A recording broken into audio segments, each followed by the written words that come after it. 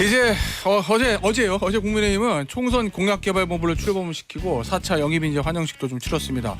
총선 85일 앞두고 인물과 공약 마련에 본격적으로 시동을 걸고 있는 모양새인데요. 국민의힘 인재영입위원인 조정훈 의원과 관련 이야기 좀 자세히 나눠보죠. 의원님 안녕하세요. 네, 안녕하세요. 자, 오늘 공관위 첫 번째 회의 갖는다면서요? 예. 네, 보니까 현역 의원 물갈이를 20% 플러스 알파다 뭐 이렇게 예상한다는 보도가 좀 오늘 나왔습니다. 현역 물갈이 폭은 어느 정도 될 거로 예상하세요? 뭐 과거의 총선을 보면 네. 20% 이하로 물갈이가 된 적은 한 번도 없었던 것 같아요. 그렇죠. 예. 특히 보수 정당은 뭐 예. 지난 총선에서는 거의 과반 가까이 물갈이를 했고요. 예. 근데 4분의 1밖에 물갈이 안 한 민주당에 참패했죠. 어허. 그래서 저는 다선 의원의 용퇴가 좋은 공천의 핵심은 아니라고 생각이 들어요. 예.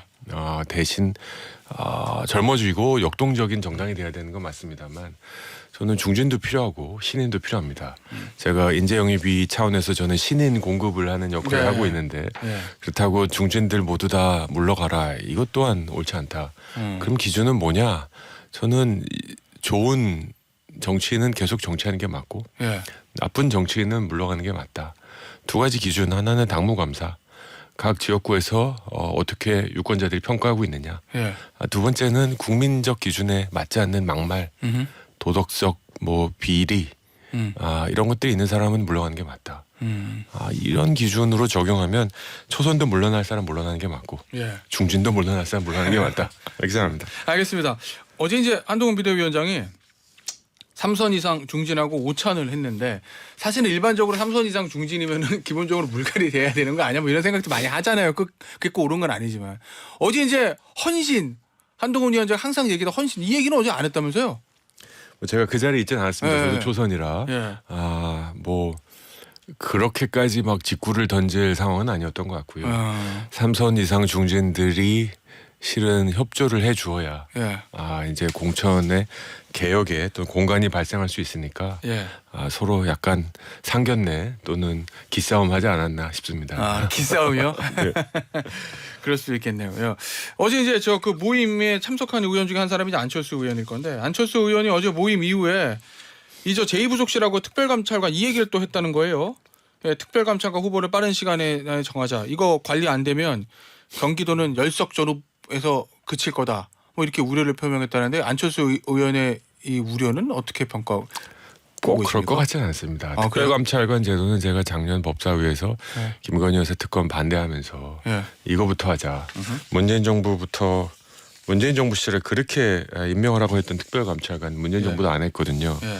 근데 다만 김건희 여사 특검이 총선 특히 수도권의 핵심이 될 것이다라는 건 동의하기 어렵다. 저는 민주당 진영이 예. 국민의힘 후보를 안 찍는 이유 또는 변명으로 김건희 여사 특검이 될 가능성은 크다. 예. 하지만 가장 중요한 건 중도층 아니겠습니까? 예. 중도층은 전 닥치고 민생이다 생각합니다. 어. 과연 윤석열 대통령이 그동안 민생을 위해서 한 것이 뭐냐?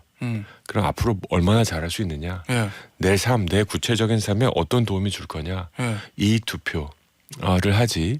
뭐 김건희 여사 특검을 했다 안 했다. 그런 진영 투표를 하는 수도권 여론은 아니다. 그래요? 예, 특히 수도권도 뭐 될 만한데 민주당 국민의힘에게 절대적으로 유리한 지역 빼고는 한 20-30개 남았거든요. 그렇죠. 그 소위 스윙 지역구는 예. 저는 절대적으로 이익 투표할 거다 생각합니다. 그래요. 그럼 김건희 여사의 특검법이라든지 김건희 여사의 리스크 문제 이런 문제는 정치적인 이슈니까 그건 별로 중요하지 않고 오히려 덜 중요하고 경제, 민생이 중요하다. 수도권의 중도층 유권자를 공략하기 위해서는. 전 그렇게 생각합니다. 민주당 지지자들에겐 국민의힘을 안 찍을 아주 좋은 이유죠. 예. 싫어할 수 있는 가장 좋은 이유지만 중도층은 예. 닥치고 민생이고 과연 내 삶에 어떤 도움이 되네. 예. 내가 이 하루 쉬는데 집에서 쉬지 않고 나가서 투표해야 될 이유가 뭐야? 라고 했을 때 김건희 여사 특검 찬반은 아닐 거다. 알겠습니다. 그럼 관련된 얘기인데 어제 이제 국민의힘 한동훈 비대위원장이 공약개발본부 출범시키면서 택배처럼 기다려지는 공약을 준비하겠다. 택배 상자를 가져다 놓고 이제 일종의 퍼포먼스도 하고 격차 해소에 초점을 맞추는 공약. 뭐 이 얘기를 했거든요. 그러면 1호 공약 이제 결국 아까 말씀하시는 중도층의 민생과 관련된 거잖아요.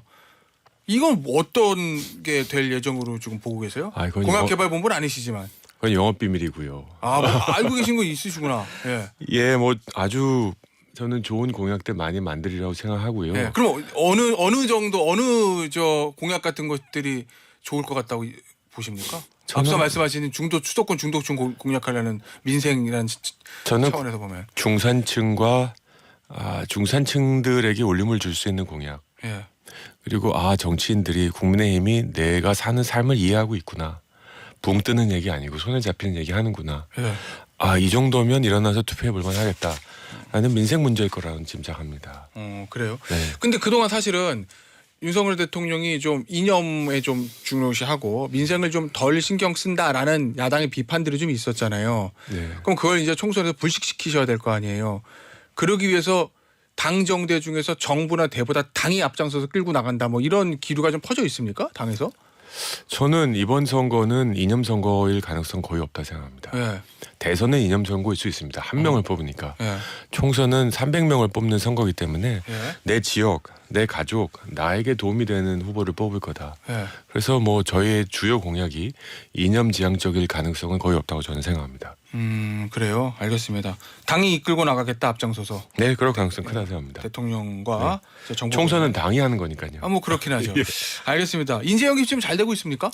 예, 뭐 정신 없습니다. 제 지역구인 마포에서 시간을 보내야 되는데 예. 인재 영입하는 후보들 만나느라고 전국을 예. 다니고 있습니다. 어제 보니까 저 전상범 전 의정부 지방법원 부장판사, 강철호 로법산업연합회 회장, 그 다음에 이레나 이화여대 의학전문대학원 의공학교실 교수 이렇게 영입했는데 이 컨셉이 뭐예요? 어제 영입하신 분들을?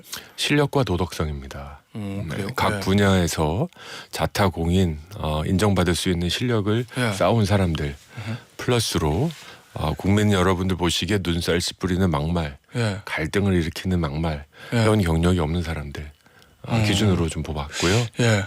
자, 근데 제가 궁금한 거는 인재 영입으로 들어오신 분들은 기본적으로 출마를 전제로 하는 경우가 대부분일 거 아닙니까? 맞습니다. 그러면 이 사람들 저 영입된 인사들의 출마는 뭐 전략 공천으로 하는 거예요?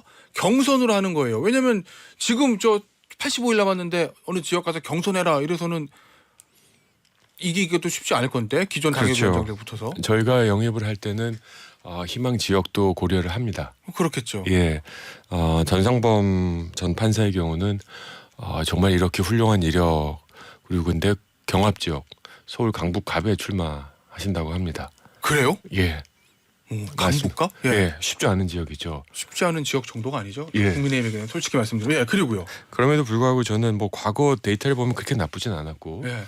그래서 지역위원장하고 소통을 진행하고 있고 예. 지역위원장께서 좋은 후배가 왔다라고 예. 생각하시면서 예. 잘 정리 또는 인수인계를 진행하는 것으로 알고 있습니다. 아, 그래요? 예, 다른 인사들은 어떻습니까? 왜냐하면 이게 항상 모든 지역에 좀 부딪힐 수가 있는 문제잖아요. 맞습니다. 예. 그래서 뭐 영입 인재 무조건 전략 공천이다 이런 공식은 없습니다. 예. 하지만 영입된 인사들에게 2, 3년 동안 준비해왔던 사람하고 똑같이 경쟁해라.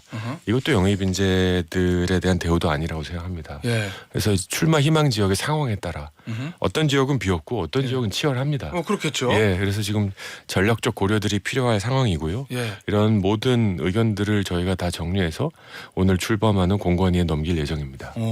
알겠습니다. 자, 그런데 이제 이철규 의원이 저 공동인재영입위원장이고 한동훈 비대위원장과 그런데 이제 공관위에 저 위원이 돼서 일각에서는 뭐 야당 측 주장이긴 합니다만 이게 윤심 공천되는 게 아니냐라는 일각의 우려들도 좀 있는 것 같거든요. 그 부분은 어떻게 보십니까? 저는 공천에서 제일 중요한 건 이기는 공천이라 생각합니다. 예. 자, 그러면 이철규 위원장은 인재영입위원장만 했으니 다른 건 아무것도 하지 말아야 된다. 과연 그게 현실적일까? 저는 인재영입위원회하고 공천관리위원회는 전반전과 후반전 같아요. 인재영입에서 지금 40명 가까이 인재를 영입하고 예. 영입되지 않은 왜냐하면 정당 활동을 어느 정도 해본 사람들. 예. 하지만 이번에 공천 주면 적절한 사람들까지 하면 거의 100여 명 가까이 이럴 수도 있습니다. 이런 명단들을 공천관리위원회에 제공하고 네. 또 공천관리위원회에서 당무감사를 포함해서 전략적 배려를 해서 공천을 해서 이기는 공천을 만드는 과정에서 연속성의 차원에서 이철규 위원장의 역할을 계속하자라고 했는 건데 저는 결과를 보시면 알 것이다. 소위 용산발 후보들이 우르르르 제일 좋은 지역에 아무 경쟁 없이 공천을 받았다. 그러면 비난을 피할 수 없겠죠. 어쩌면 가장 큰 비난이 쏟아질 수도 있습니다. 예. 이철규 위원장에게. 예. 본인 그 부분 뭐 명확하게 인지하고 있다고 생각합니다. 따라서 알겠습니다. 이기는 공천하기 위해서 나는 한다. 예. 라는 얘기를 몇 번 하시더라고요. 그러니까 소위 말하는 윤심공천 이런 것을 없앨 거다라는 말씀이신 거고 예. 인재영입 그러면 오늘 저 공관위가 뜨면 인재영입위원회 활동이 이제 종료되는 거야 아니면 계속 새로운 인재들 공급하게 되는 겁니까? 아직 많이 남았습니다. 아직도? 예, 저희 목표가 40명인데 예. 지난번 보니까 16, 예. 한 19, 그래서 한 절반 정도 온 것 같습니다. 예. 그래서 좀 속도를 내서 어제도 예. 회의했고 금요일도 또 회의를 하고요. 그래서 2월 초까지 할 것 같습니다. 예. 알겠습니다. 앞서 이제 조정원 의원이 이제 걸러내야 할 나쁜 정치인의 기준으로 이제 막말 또 얘기하셨어요. 근데 사실 이건 걸러내야 된다는 기준으로 막말 삼는 예는 많잖아요. 네. 자, 그런데 지금 국민의힘 비대위 인사 중에서도 말로 논란이 된 경우들이 좀 있습니다. 인재 영입 케이스도 그렇고 예를 들면 박은식 저 비대위원이라든지 인재 영입됐던 박상수 변호사 같은 경우에는 이제 설화들이 좀 있었는데 이 부분은 어떻게 뭐 정리해야 된다고 봅니까? 본인들이 뭐 해명을 하긴 했습니다만. 예, 본인들의 해명이 필요하고 필요하면 국민 여러분들께서 뭐라 그럴까요? 진영에 사로잡히지 않는 일반 국민 여러분들께서 예. 알겠다, 무슨 진심은 이해했다, 예. 오해가 있었구나라고 할 때까지 해명할 필요는 있다고 생각합니다. 네. 뭐 박은식 그 비대위원 같은 경우는 이제 본인의 뜻이 그게 아니었다라고 해명했다고 알고 있고요. 김구 선생 관련. 예, 그러니까 근대사의 역사의 주인공이 이승만이고 조연은 김구인데 예. 왜 이렇게 주연인 이승만 전 대통령을 인정하지 않냐라는 예. 과정에서 나온 발언이라고 저는 생각을 하고요. 예. 뭐 김구 선생에 대한 그 폄하 의도는 전혀 없었다는 걸 사석에서도 여러 번 들은 적이 있습니다. 예. 본인도 뭐 그렇게 해명하긴 했어요. 네. 예. 박상수 변호사는 제가 뭐 이제 영입 과정에서 잠깐 뵙고 예. 깊게 얘기 나눌 기회는 없었습니다만 조정우 의원이 소위 말하는 픽하신 건 아니고요. 네. 예. 네. 그런데 뭐 논란의 상당 부분은 실은 저희가 이미 인지하고 있었고, 아, 그래요? 예, 특히 뭐 이제 변호사로서 예. 이제 가명을 써서 강의한 부분 예. 이런 부분에 대해서 저희가 대한변협에 문의를 했었습니다. 알고 계셨어요, 그럼? 예, 대한변협에서 뭐 법적인 문제도 없고 예. 윤리적인 문제도 없다라는 회신을 받았습니다. 예. 네, 그랬고 이제 여러 가지 뭐 언론 이제 언급한 거. 예. 이제 발언의 수인데 본인의 발언이 이혼 아니라 기획 소송 뭐 이런 얘기. 예. 네, 맞습니다. 예. 그 부분에 대해서는 앞으로 본인이 해명을 이제 적절히 해나가야 될 것 같고요. 예. 그 과정에서 국민 여러분들께서 이 해명이 충분하다고 보시는지 뭐 저희도 겸허한 마음으로 귀를 열어놓고 듣고 예. 있습니다. 자, 보니까 당이나 인재영입위원회 입장이 국민의 판단 지켜보겠다는 건데 이게 국민의 판단 지켜본다는 게 뭐 어떤 의미인 거예요? 그러면 일단 경선에 내보내서 국민이 어떻게 보는지 보겠다 이런 얘기입니까? 아니면 뭐 여론조사를 돌려보겠다는 거예요? 이걸 뭐 어떤 식으로 판단할 수 있어요? 국민의 판단을?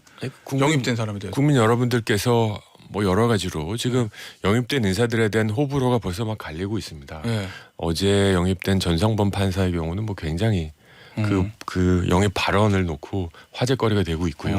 그래요. 진짜 근데 정치를 위한 사법개혁이 아니라 국민을 위한 사법개혁을 하겠다. 지금 영입식이 끝나고 나니까 기자들이 구름같이 몰려들어가지고 명함을 주더라고요. 이게 울림이 있었다는 얘기고요. 예. 이런 식으로 저희들도 각 영입된 인재들의 반응들을 지금 민감하게 보고 있고요.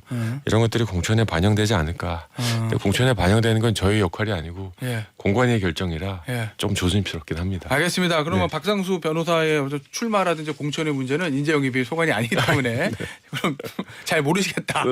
그걸 제가 뭐 얘기하는 건 월권의 영역입니다. 네. 본인도 출마 생각이 있다라는 거죠, 박상수 변호사도. 네, 그러시라 짐작합니다. 알겠습니다. 뭐 공관위의 판단을 좀 보시죠. 자, 제3지대 얘기 좀 해보겠습니다.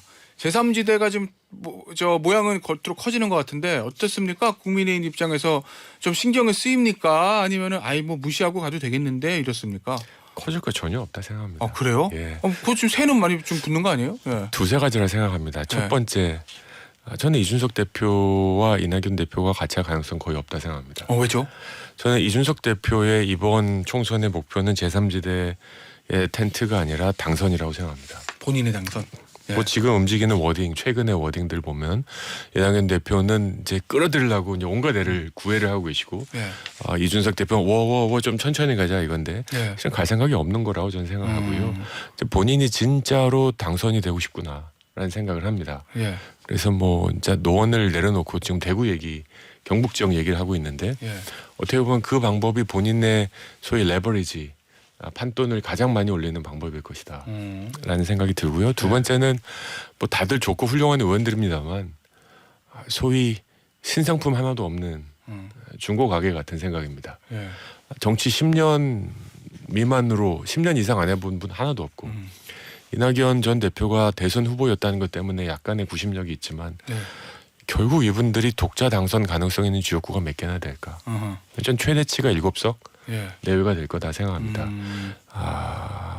결국은 정의당 수준의 예. 존재감을 발휘할 것이고 우리 국민 여러분들은 절대로 이기는 후보에게 선거하는 그 경향을 바꾸지 않을 것이다 싶습니다. 알겠습니다. 그러면 국민의힘에게 주는 타격은 뭐 거의 없다. 뭐 이런 말씀이신 것 같습니다. 예, 한동훈 효과가 이준석 효과를 능히 덮었죠. 그래요? 네, 뭐 뉴스량이나 뭐 네. 저희 진영 중도 진영 문제는 전혀 네. 없다 생각합니다. 마지막 질문이 될 것 같은데 최근에 보니까 오늘 아침 뭐 일간지 기사에도 났던데 한동훈 위원장 입에서 윤석열 대통령을 언급하는 것이 없다.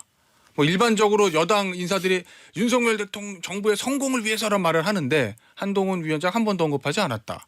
그런가요? 네, 뭐 그렇게 기사가 나오더라고요. 그리고 뭐 일부 인사들은 의원들은 의정 보고서에 대통령과의 사진보다 한동훈 위원장과의 사진을 실는다. 뭐 그 예로 이제 정진석 의원 예를 좀 들던데 그 흐름들은 어떻게 보세요? 당에서 총선 전략이 이재명 대 윤석열 구도보다 이재명 대 한동훈 구도가 유리하다 뭐 이렇게 판단하는 겁니까? 그런 건 전혀 아닐 거고 뭐 개개인 의원들의 그 선호를 어떻게 평가하냐 합니다만 예. 한동훈 위원장이 가장 핫한 신상품인 건 맞죠. 네. 그래서 신상품 마케팅을 좀 같이 하자라는 건데 그걸 갖고 뭐 윤석열 대통령을 버렸다 이건 좀 과한 해석인 것 같고요. 예. 뭐니 해도 이번 선거는 윤석열 정부를 계속 성공으로 가는 게 맞느냐, 예. 한 번은 기회를 주는 게 맞느냐, 아니면 견제를 하는 게 맞느냐, 결국 여기서 판단이 날 거라고 생각합니다. 알겠습니다. 자, 오늘 인터뷰는 여기서 마무리하도록 하겠습니다. 지금까지 국민의힘의 인재영입위원인 조정은 의원과 함께했습니다. 감사합니다. 감사합니다.